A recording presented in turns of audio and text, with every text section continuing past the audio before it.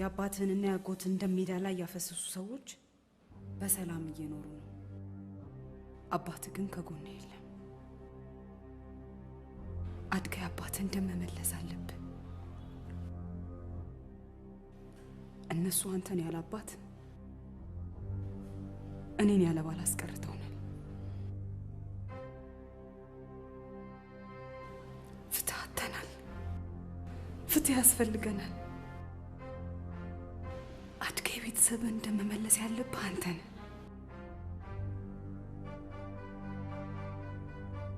ተከሳሽ የፍርድ ማቅለያ ካሉት ማቅረብ ይችላሉ። ክቡር ፍርድ ቤት፣ ስለ ልጅ ፍቅር ብላችሁ የፈለጋችሁትን ፍረዱብኝ። ልጄ የት እንዳለ ብቻ ጠይቁልኝ። የልጆት ጉዳይ በፖሊስ የተያዘ፣ እሱን በተመለከተ ክስ መስርተው መጠየቅ ይችላሉ።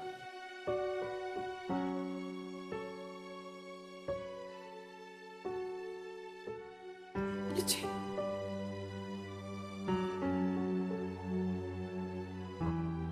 መዝገቡ ተዘግቷል። ወደ መዝገብ ቤት ይመለስ።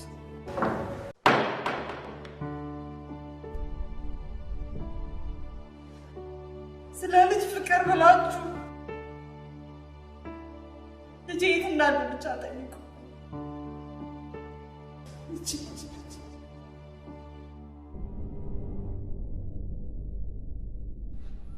ገና ጀመርኩ እንጂ አልጨረስኩም። በእናቴ ጀመርኩትን የምጨርሰው አንተ ላይ ነው። ለብቸኝነቴና ለጎደለው ማንነቴ ከእናት በላይ የምታስፈልገው ለኔ ነው። በእናት ላይ ያለ ጥፋቷ ፈርጄ ከቅፏ ስለነጠኩ ቅንጣት ታክል አልጸጸትም። በአንተና በጊዜ ቤቴን እሰራለሁ።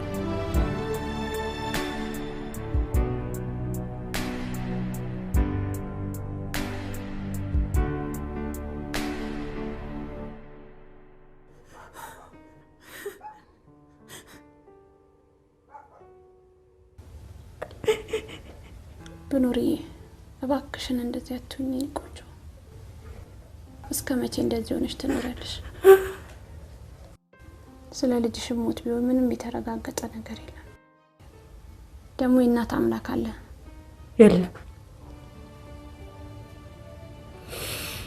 ቢኖርማ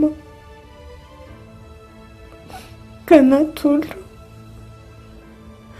በእናት ላይ በግፍ ሲፈረድ ዝም አይልም ነበር።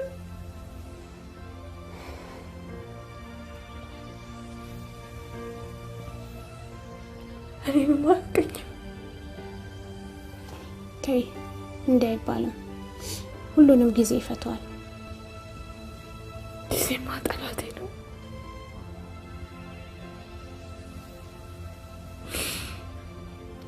የቋጠርኩት ባጠበቀብኝ እንጂ መቻል አላለም።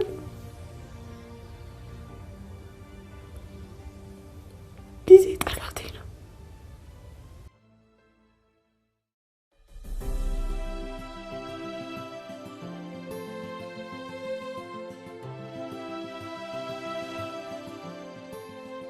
አባቢ ልደታችንን አብረን የምናከብረው በአንድ ቀን ስለተወለድን ነው?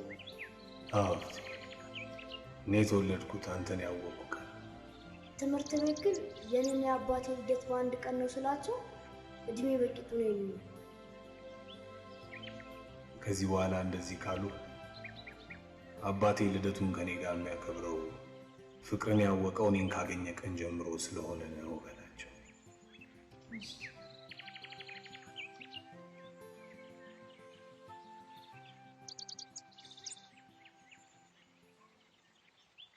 ማለት ፍትሄ ስነ ስርዓት። ለምንድን ነው እንደበፊቱ ማታጥበኝ? አንተ አሁን ትልቅ ሰው እየሆንክ ነው። ራስን ችለህ መታጠብ አለብህ። ለአንተ ጊዜም ደግሞ ታጠበኝ እንዳትለኝ። ይሁን ታጠብ። ውሃም ደግሞ አምጣ እንዳትለኝ። ይሁን ታጠብ።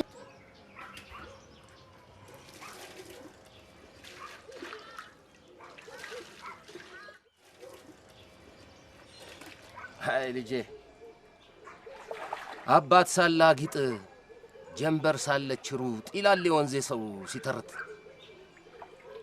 እውነቴን ነው ልጅ ፍትህ፣ አንተ በጣም እድለኛ ልጅ ነህ። አስተዋይና አርቆ ሐሳቢ አባት ነው ያለ። ስም መጠሪያው ከሆነ ብኖራየው ገላጋ ይባላል። ለኔ ግን ስም ማለት ማንነቴ ነው።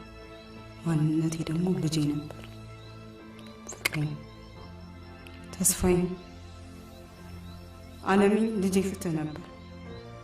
ዛሬ ፍትህ አጠገቤ የለ። ታዲያ ያለ ልጄ ምን አይነት ስም ሊኖረኝ ይችላል?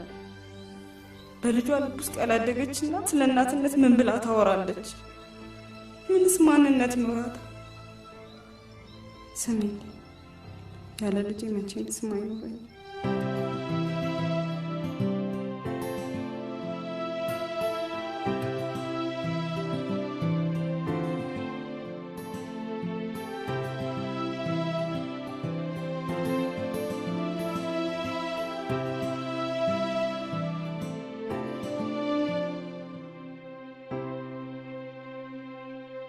አባቴ